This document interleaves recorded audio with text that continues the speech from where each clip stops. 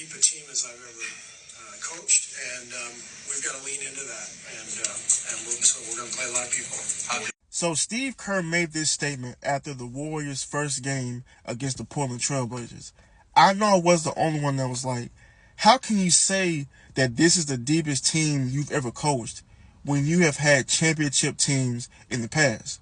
But watching the Warriors game last night versus the Pelicans, I said to myself, maybe Steve wasn't lying. Maybe this is the deepest team he's ever coached.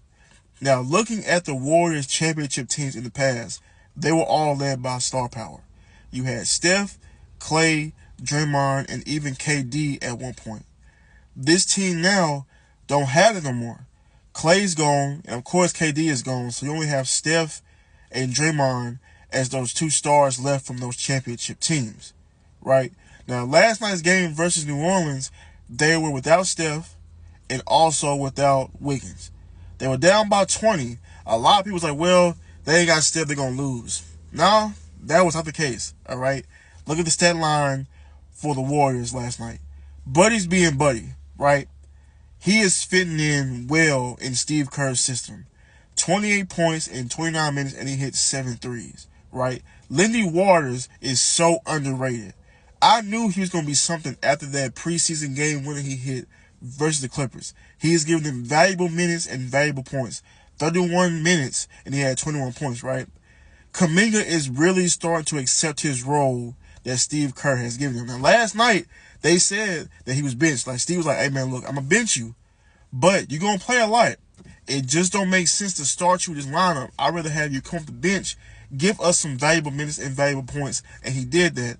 In those 28 minutes of play, he had 17 points. And, of course, you got Marcus Moody. I've been wanting Steve Kerr to play him a lot these past few seasons he's been there. He has the talent. He just needs more minutes. He had 18 minutes and 17 points. So it's shown that when he's given the time and the ball is in his hands, he can score the rock. He just needs to do it more, and Steve needs to let him do that. So looking at this cast of characters and this roster, Steve Kerr may be right. This may be the deepest team he's ever coached because everybody is learning to accept their role and to excel in their role. That's what makes an NBA team great. When teams and players can push the egos out to the side and not worry about how many minutes I can get, as long as they can accept their role and make their team better, that's the most important part.